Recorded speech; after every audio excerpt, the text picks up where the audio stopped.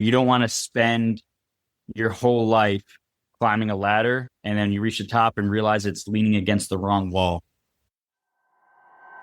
So the big question is this: how do real estate investors who don't have a ton of free time, don't have access to off-market deals, and didn't start life on third base, how do we conservatively grow our real estate business to support our families, finally leave the corporate rat race, and build a legacy? That is the question, and this podcast will give you the answers. I'm Ed Matthews, and this is Real Estate Underground. Greetings and salutations, Real Estate Undergrounders. It is Ed Matthews again with the Real Estate Underground. Thank you so much for making us a part of your day. Hopefully you're enjoying your car ride or your run or wherever you are right now. Today, I am joined by Vince Gethings. If you've met him at any of Jake and Gino's things, we were just trying to figure out if we met at the one I attended. Vince, welcome to the show. Thank you so much for your time today, and it's good to see you, my friend. Turn me on, Ed. Excited to be here. So for the folks that haven't met you, why don't you tell us a little bit about your background? Absolutely. Military is the biggest chunk of my adult life. I've been in the military since 18 years old, so 2006. Started getting into real estate around 2013 using my VA home loan. Did what's called a house hack on using my VA home loan. So we did that. And I was stationed in California at the time. So California, 2013, got into my first real estate deal, got the bug. We sold that house in 2016. I think I netted around 130,000, if I remember right. And I was like, wow, this is way better than my military paycheck. Let's do more of this. At that point, in 2016, I started buying a small multifamily. Early education, pretty much bigger pockets. There was a couple books out there. It was my knowledge base at the time. So I bought single families, duplexes, fourplexes, things like that. I had about 20 units from 2016 to 2018. And then at that point, I hit a ceiling pretty hard. I couldn't, as most investors do, they hit this plateau. Once they run out of their initial capital, whether it's their nest egg or 401k accounts or whatever it is they're pulling money from, they deploy that and now they don't know how to get to the next. So I hit that very common plateau investors hit in their journey. And I solved it through just more education because I was like, I see these other guys doing deals. How are they doing it, especially bigger ones? So that's when I went to the mentorship route. And 2018, I got into a mentorship group. As you mentioned earlier, we very quickly caught on to multifamily, figured it out, got all the education I needed. 2019, we bought our first 52 units. So I went from fourplexes, sixplexes to 52 units, my first deal. That was a joint venture with 3 people. So we didn't syndicate or anything. It was a joint venture, 3 people, other than myself, so 4 total. We spent the whole year of 2019 trying to figure out our systems, our processes, how the teams work and everything like that on multifamily, building our business. And then 2020 rolled around and we were off to the races from there. Obviously, COVID hit and gave us some good buying opportunities, really, but we were off to the races for 2020. So since 2020, I think as a team, Tri-City Equity Group, my equity team, we've done, I think, 18 deals. 7 or 8 of those have gone full cycle. I think we hit 100 million. I think right now we might be a little bit less now, maybe like 80 million right now in assets, but we have a couple LOIs out. So we should be at 200 probably by the end of this year or early next year. Assets under management brings you up to speed a little bit on where we're at. Yeah, and you're also a serial entrepreneur, right? So you own a flooring company. Obviously, you manage in-house as well, I think, right? Yes, we're vertically integrated. Yep. Can you tell me a little bit about that? Yeah, that was not something we had originally planned. So for the property management company, 2022 hit. And if anybody is listening to this, which a lot of people here are probably in the game at some level of real estate, the market turned and it's been kind of slumped since then as the cyclical nature of markets. 2022 hit and we were getting just destroyed by our third-party property managers. And it wasn't just poor performance. There was some negligence, there was some theft, there was some fraudulent stuff going on. And it was just like month after month, it's getting bombarded. We had some scale in my market. We went to the team I think it was the summer of 2022. I just remember I was like, hey, if there was a time, this is it. Like we have to take control. We have to wrestle our properties back.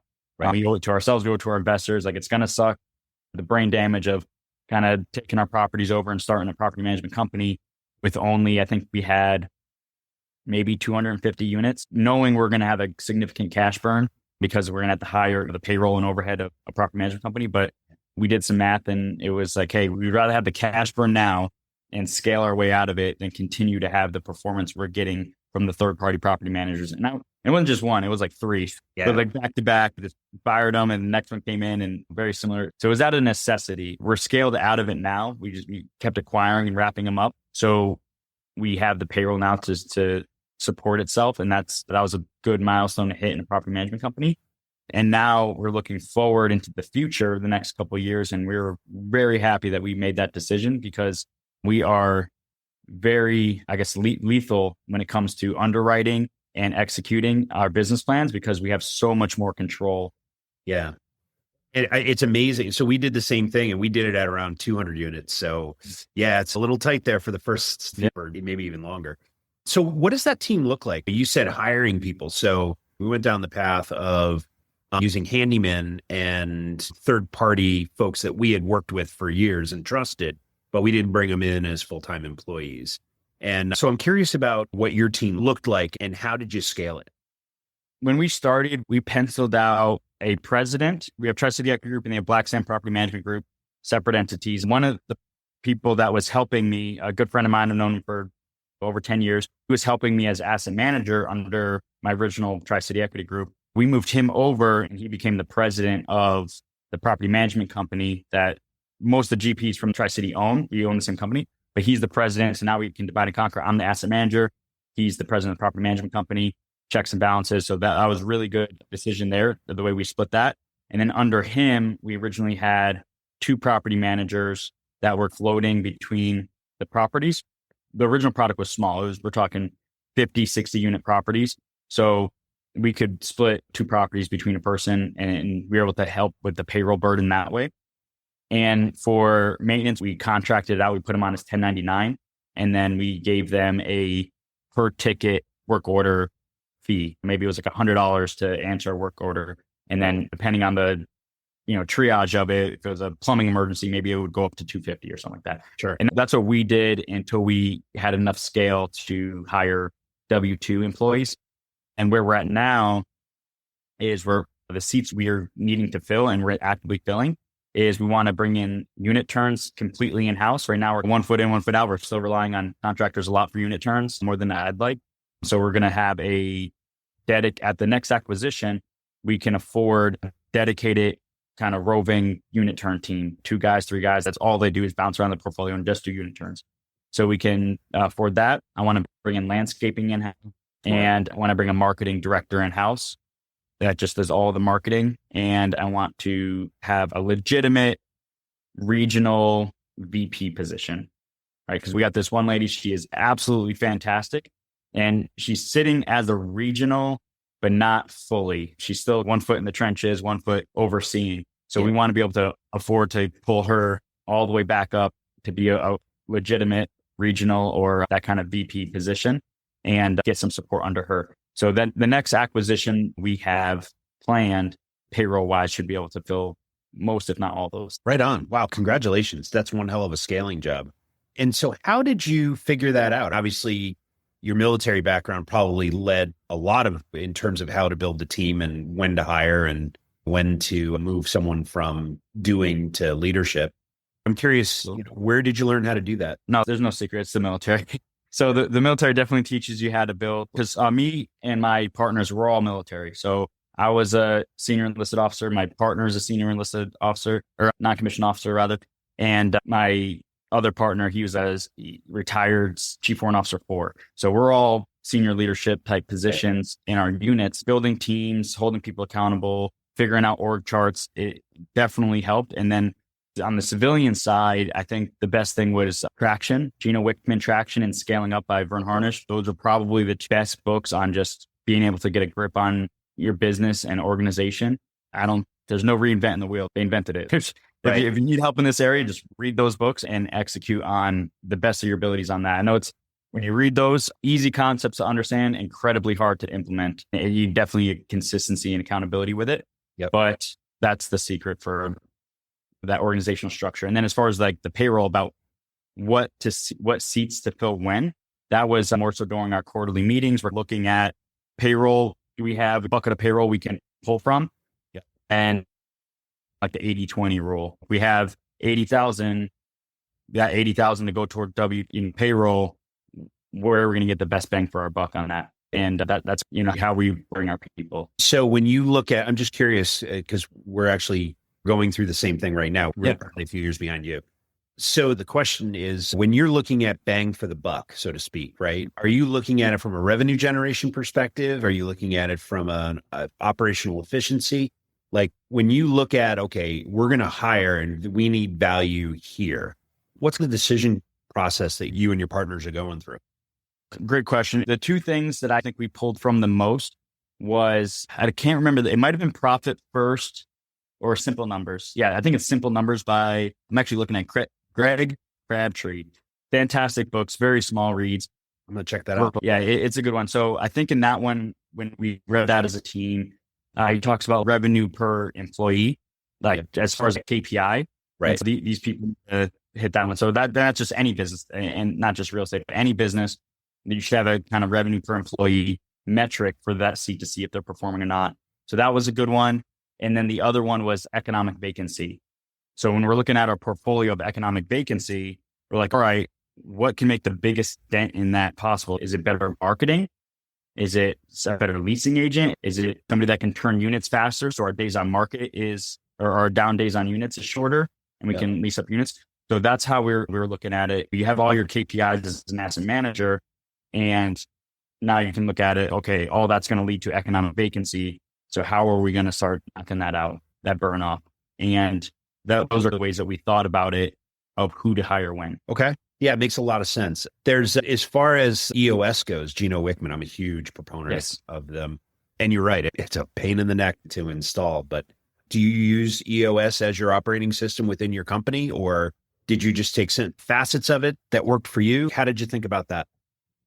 We implemented it, and then over the years have tailored back just based off of laziness. So I would say if I were to grade us, I would probably say we're probably like a C- on, we have all the things in place, but we're not doing everything all the time. Like the scorecards are not like getting those things, but we do have our level 10 meeting on every company religiously, like without fail, we're doing our level 10 and KPIs. We do the VTOs every quarter and update those.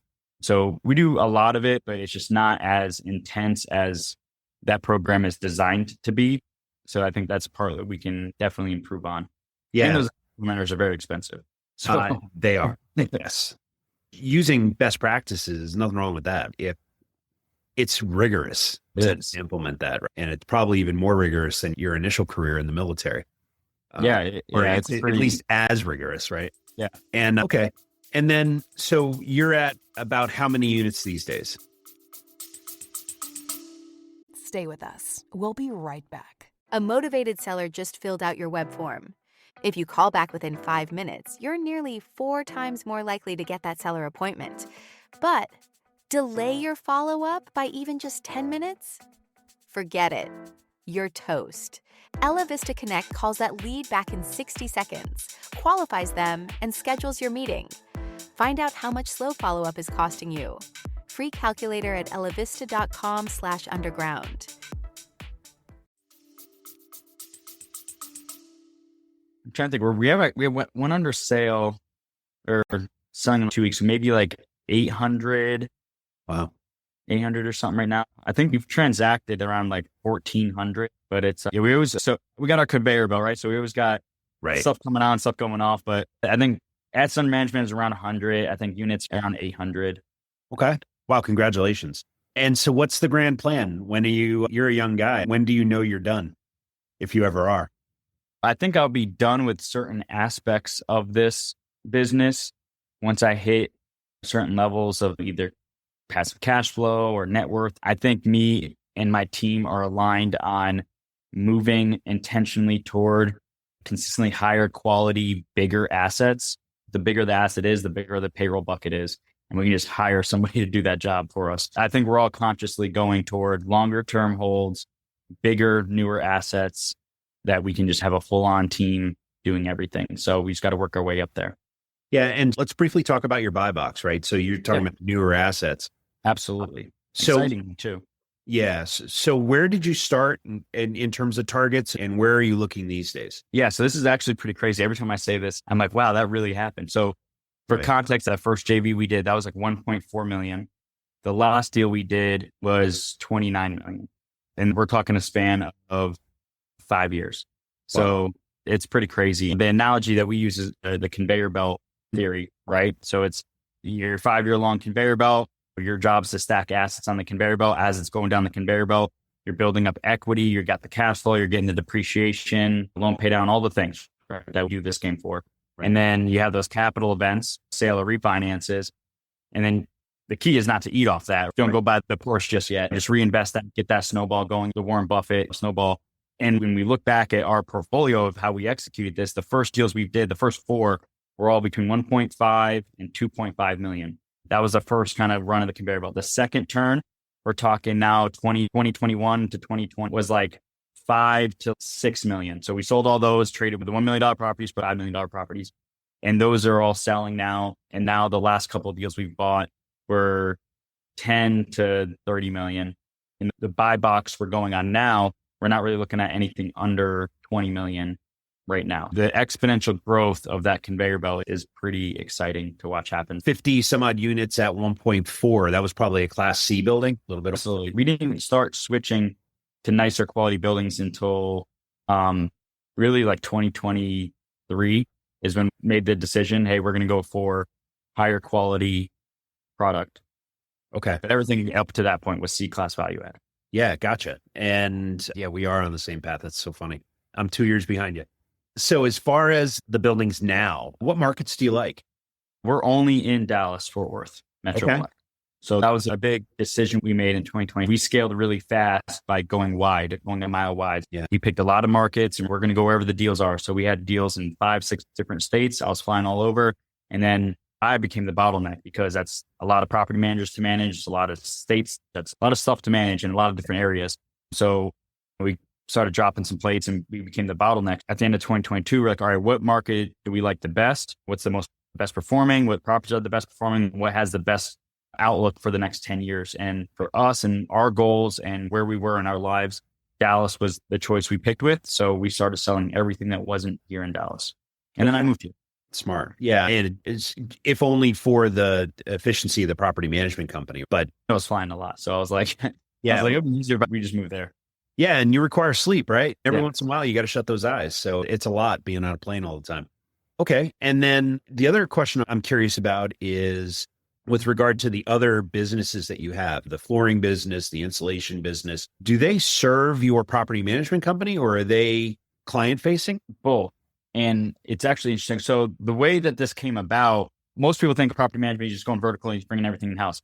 Right. That's what we're doing now, but that wasn't the original idea. So the original reason that I got into the business side of the house, home services, was because when I was getting out of the military, I needed a W-2 job. Because for anybody that's listening that has some properties and they're trying to quit their W-2, that's fantastic. Once your cash flow reaches, that takeover thing, you're going to have a huge problem when you go to get a loan for a car or a house and all you have is a bunch of passive income. The bank's going to destroy you. And that's what happened to me. Was I was getting out of the military. I was trying to buy a house and I got denied. And I was like, I make way more to cover this. And they're like, 2 problems. One, you're leaving your W-2 that you've been in for 16 years. And so we can't use that income. And all your other income is passive income from real estate. And our underwriting guidelines is to discount that or not accept it at all. So that is the double side of having that passive income. For freedom is you still need to be credit worthy. And a lot of banks don't like passive income. They'll discount it if they accept it at all. So my solution for that was I'll just start a company and I'll give myself a W-2 from that company. Gotcha. Now, that's what the installation company was for. It served the purpose to give myself a W-2. So if I want to go get a car loan, anything with credit, I could give them my pay stubs or my W-2 from being the owner of that franchise. And that worked. That solved that problem. Going forward, that's when we started. So there's about a 3 or 4 year gap between the installation company and the flooring company. And then that's when we started looking at the efficiencies. And mainly that company happened to fall in my lap. And so we can do a whole show just on that. But we were already looking at those type of opportunities. And the way I was looking at it was, as an asset manager, I'm looking at the P&Ls all the time. Right. And I'm like, wow, these flooring guys are getting a lot of our money.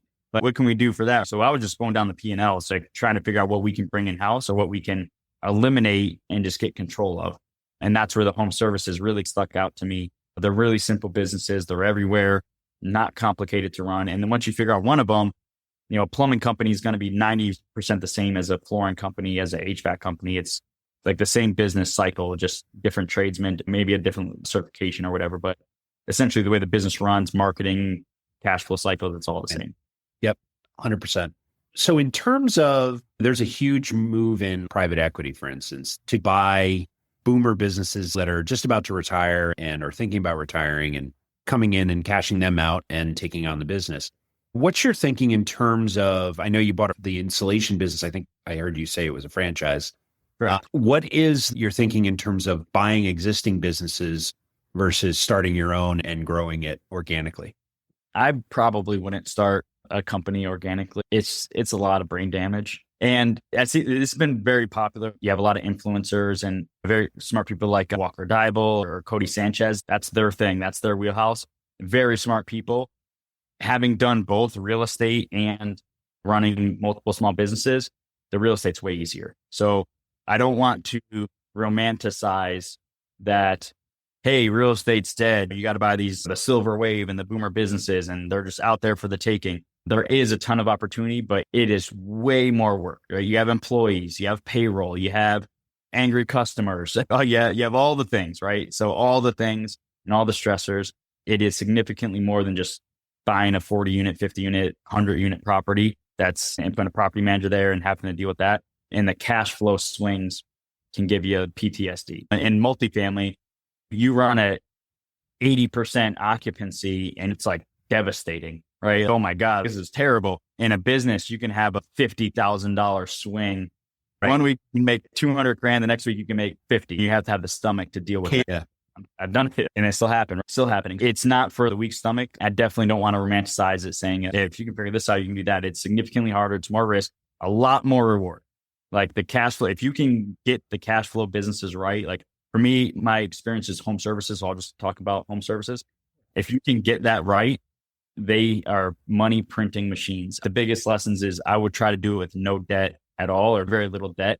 SBA loan is probably the worst debt on my balance sheet of $50 million of debt. That one SBA loan is probably the worst terms I've ever gotten on anything. I would try to avoid that. I would try to either pay cash, seller financing, anything but the SBA. It's a good resource. If you have nowhere else to turn, they will usually get it done, but it wouldn't be my first choice ever. Yeah. I do think there is an opportunity out there. They are right. There's the boomer thing out there, but it's retiring and those businesses are out there, but definitely not something to just get shiny object syndrome and hop into and take on a bunch of risk, everything that goes into that. Yeah. And it's a lot, right? Yeah. So I wholeheartedly agree with you on the SBA thing too. Tread lightly. That is a loan of last resort. Yes. Yeah. Seller financing is usually better for the seller and it's usually better for you. Absolutely. Right. All right. Hey, let's start to land this plane. Let's get into the final five. And you're a really successful guy. Congratulations again.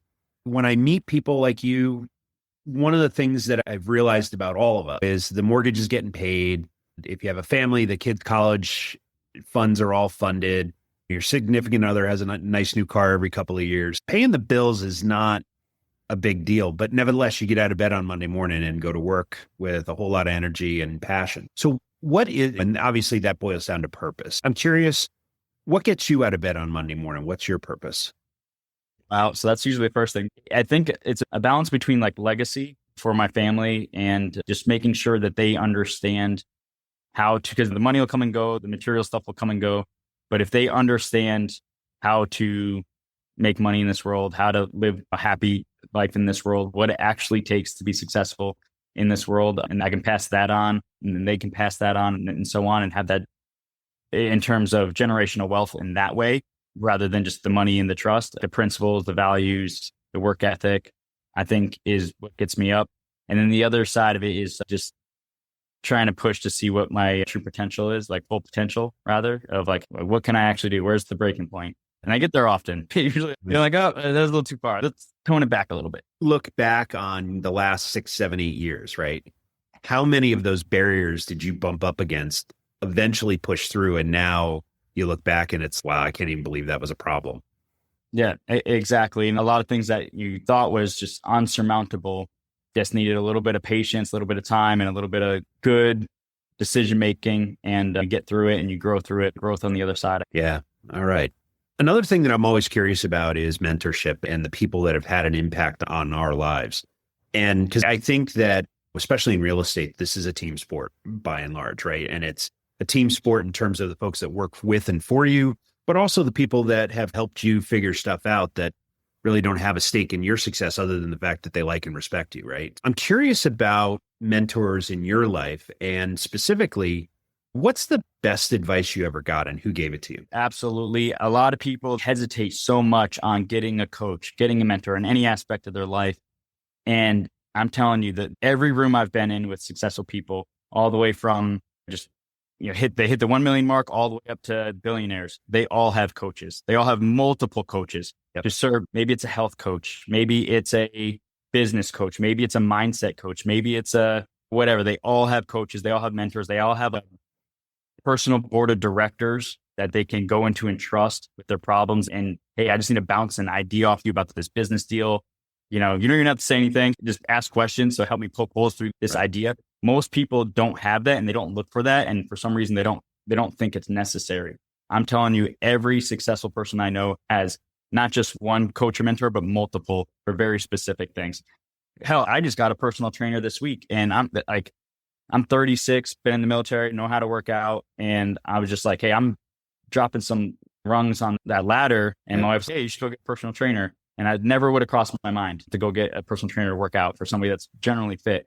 That dude whooped my ass this week. In 3 sessions, I'm like, I haven't felt that in years. So I was like, yep, she was right. Just a little bit humbled there. And now it's boom, that got that box checked. Now I got a personal trainer and get my health back in check. Okay. As far as best advice, very situational.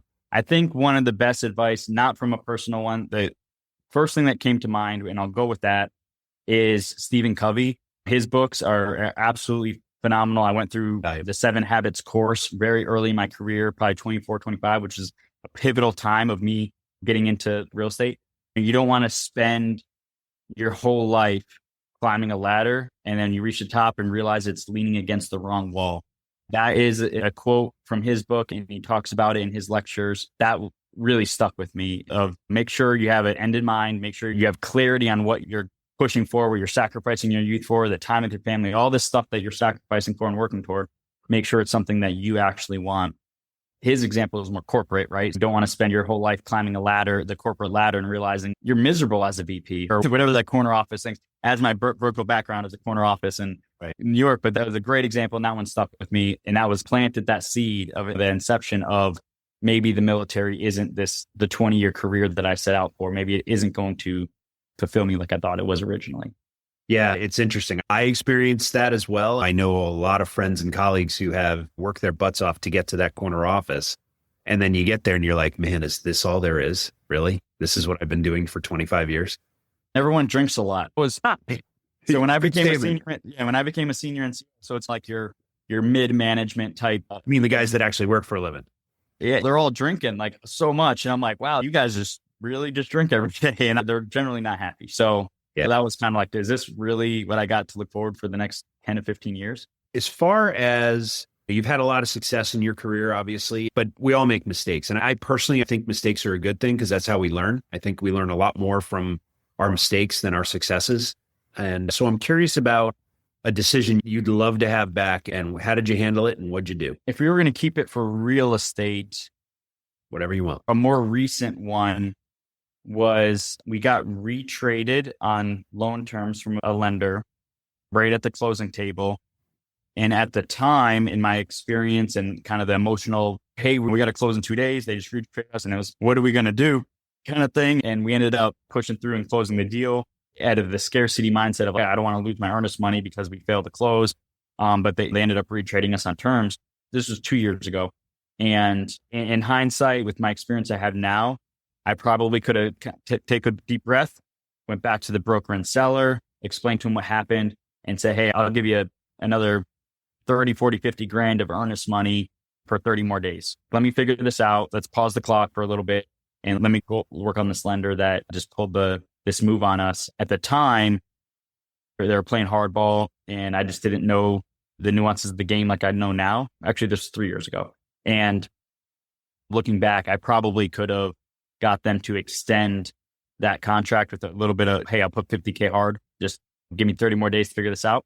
And we're feeling the effects of that retrade now. It's putting us in a position where the deal's not in jeopardy in any way. We have a good liquidity position. We have a good equity and everything like that.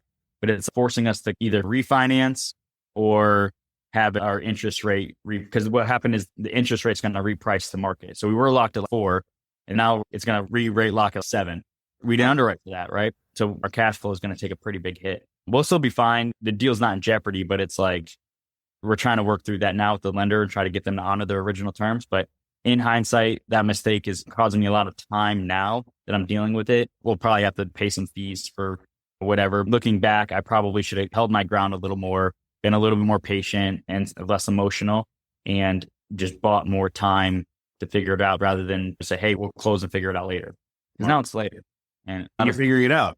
Yeah, now I'm figuring it out. So right. that was a more recent one that I could think of, but generally go a little bit slower in these deals and not just getting emotional. What Jake call it, to get their itis. We got to get the deal done. You don't want to lose our EMD or reputation or whatever with the broker. It's go slow. And this is where partners really help. If you know you're the emotional one, I'm generally not the emotional one, but if you know that you have this fault or weakness about yourself, having partners to keep you grounded and hey, let's take a breath, let's take a pause, let's talk this through. And you have those people in your group that you can trust and just sounding board ideas. It's immeasurable how valuable that is. Have that group of people rather than you in a silo trying to figure all this stuff out on your own. There's a lot of moving parts. And the bigger the deals get, the more those consequences sting when you make a mistake. But it's not a $5,000, $10,000 mistake. It could be $100,000, $200,000, $300,000 mistake. Right. That's really smart. All right. I'm also interested in how leaders like you take in information and how you grow. So talk to me about the book or however you take in information on your virtual or physical nightstand. Who are you reading these days and what are you paying attention to? On my nightstand, I have the Bible and Atlas Shrugged. And no joke reading this thing for like a decade. I don't know if you ever held that book, but it's sitting upstairs as we speak. So I'm going to finish it this year. So I'm trying to finish that one and then get into the Bible a little bit more than I used to. As far as technical information, as far as running businesses, it's usually Audible. I'll usually go get the Audible. And if I like what I hear and it's not just a fluff marketing piece, then I'll buy the hard copy and then I'll go through this in Audible and highlight with my highlighters and use them as like textbooks and reference books. So I always had my highlighters and I'm always highlighting and tabbing out if it's actually a useful book. And that's usually what I do for kind of the more technical aspects. And then I try to teach it back as fast as possible. That's one of the most powerful learning methods out there in retention is as soon as you get information, if you can have somebody, even if it's your spouse or whatever, try to explain to them what you just read will make it stick. I forget the stat on this, but it's significantly higher retention and comprehension. Yeah. If you read something and immediately try to teach it back to somebody, it like swaps it over from like the left side to the right side or something like that. And sure does. The long term. I don't know all the technical stuff on that, but I know that absolutely works. So is active reading, which is what you're talking about in terms of listening and reading along the way. I'm one of those guys too. I take them in the margins and underline stuff and I use a highlighter as well. Right on. So the last thing I wanted to ask you about, and then we'll get into the close of the show, is about success. How do you define success in your life? I'm in a transitional period right now. Up to this point, me today, it's going to be the ability to do what I want, when I want, with whom I want, where I want, right? It's 10 a.m. on a Friday and I'm here speaking with you, right? I'm not at some office somewhere. I have the location freedom. So I have some of these boxes I've already been able to check. We're going to France most of the month of August and I can work from there as long as I have Wi-Fi. So I have the location freedom. So we're checking off this idea of freedom that we have for our family. The next level of that transition is probably the ability to just happily say no to pretty much anything I want. Like for any reason, it's thank you, but no. Any business opportunity, anything that comes my way. I think that will be, for me, where I'm at now is a good next step is, because right now I have businesses and I have people relying on me. I have people that need me. I'm a leader to them. I have to serve them because they have families. So I can't just be like, all right, guys, I'm out and I have 30 something, 40 employees, their families. So I have obligations and I am at the top of that, but it's a lot of servant leadership there. Being able to transition from that to just, I have enough wealth that I don't need the companies, I don't need anything, and I can just start saying no to new opportunities because I don't need to keep putting the assets on the conveyor belt. I've reached some milestone. I'm not there yet. It's probably not going to be there for a while, but that is the direction, is where I'm at now. And my understanding of what success is, that seems like a pretty good goal. Awesome. It is a good goal. One of the things I did want to mention is the Wheelbarrow Profit. So you're now involved with that. Can you tell me a little bit more about that before we close out? Oh, absolutely. So I actually acquired the company in January. So I was a member and I came back as a coach. So I've been coaching for them for 5 years. And then in January, I took over. So I'm now the owner of it. Jake and Gino are still around, but I'm the one leading it and taking it to the next level. We're very excited about things that are coming and continue to carry that torch. We are, biased here, but I think we are the best community out there. Our stats are unbelievable. We have, last time Gino gave me the numbers, it was like 80,000 units acquired from the community, over 5 billion in real estate acquired from the community. There's not another group out there that can really touch those numbers for success in the community. I am very grateful and very excited to see if the next chapter is a Wheelbarrow Profits. Excellent. Congratulations. Yeah. And then I did put this here. So I have a book, the Wheelbarrow Profits book. It's the original book by Jake and Gino that kind of started it all. Anybody that wants to reach out, I'm sure you'll have something in the show notes. Reach out. I got digital copies of this. I'll send it to everybody listening that just wants to check it out, and I'm happy to do that. Yeah. So I did not go through the Jake and Gino training, but I have read that book. And I had Gino actually on the show last year sometime, and they have been incredibly generous. They've taught me a whole lot about what it means from a customer service perspective in terms of, I remember Jake saying something along the lines of that they aspired to be the Chick-fil-A of, that's true. And it's a standard I try to live up to as well here. Congratulations. It's a heck of a community. I know you went, and I did as well at 5, and I'm pretty sure we shook hands. That's a heck of a community. And if you want to learn more about it, first step is to read that book. I highly encourage everybody to take advantage of Vince's very generous offer. All right, man. So when not talking about real estate, you did talk about France. So we'll assume that's part of this. What do you like to do? Right now, I got my kids into dirt bikes. We try to do that when we can. All my kids play travel soccer, so that pretty much consumes everything out to the very thin margins of the calendar. If anybody listening has ever played any kind of travel sport or their kids, there's a commitment there. I am a private pilot, and now that I'm in Texas, I've been here for about a year, so I'm looking to possibly get back into that, get another plane and just cruise around in the sky. That's my happy place, is somewhere around 5,000-6,000 feet, just cruising. Get back into that hopefully here, maybe this summer. Wow, that's great. And then if somebody wants to learn more about you or Tri-City or any of your other companies, what's the best way to do that? For me, I'm on all the social media, so you can reach out to me, connect with me on social medias. I'm usually the only Vince Gethings or Vincent Gethings on all the channels. You can email me, vince@wheelbarrowprofits.com. If you want to learn anything more about that, TriCityEquityGroup.com is our group. But if you want to see what we're doing down here in DFW as far as the acquisitions. Excellent. Vince Gethings, thank you so much for joining us today. We did go a little bit long, so by the time we get through the editing process, it's going to be a 2-part, but it's time well spent, and you are a wealth of information. Thank you very much. Thank you so much for having me. This has been The Real Estate Underground. Don't forget to rate, review, and subscribe. It helps us grow.